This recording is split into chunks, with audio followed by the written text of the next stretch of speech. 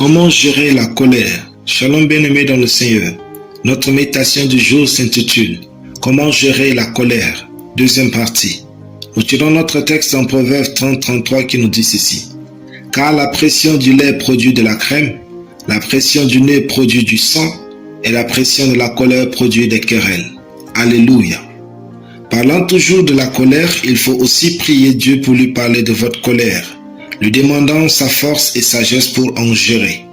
En effet, il y a des personnes envers qui vous ne pouvez pas vous permettre d'exprimer votre colère ouvertement, soit parce que votre relation avec elles est hautement précieuse pour votre destinée, soit parce qu'elles n'ont pas la maturité nécessaire pour comprendre ce que vous ressentez.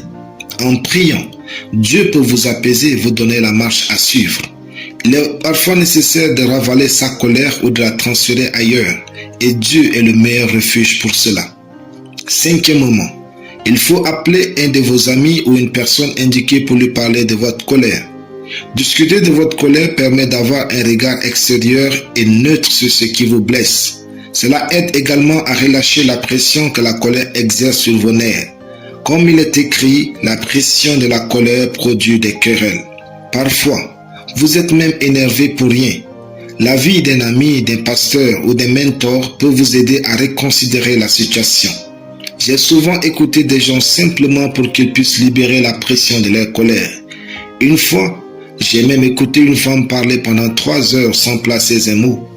Il n'est pas toujours nécessaire de vous en prendre à la personne ou la chose qui vous a blessé.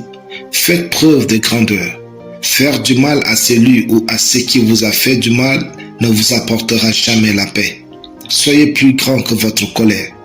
Si jusque-là, la colère reste difficile à gérer, et notre solution est d'évacuer la pression de la colère dans une chose envers laquelle vous n'êtes pas redevable moralement. La colère a une forte pression. C'est cette pression qui pousse au péché et à la folie. Il faut canaliser cette pression vers une activité pour retrouver le calme intérieur. Par exemple, vous pouvez balayer la maison, faire la vaisselle, pratiquer de la boxe, marcher, courir, lire ou écrire. Ces activités vous apaiseront et vous donneront à retrouver la tranquillité de votre esprit. C'est à vous de gérer la colère et non l'inverse. Alléluia. Prions. J'applique la sagesse de la parole de Dieu dans ma vie en toutes choses, même face à la colère au nom de Jésus. Amen.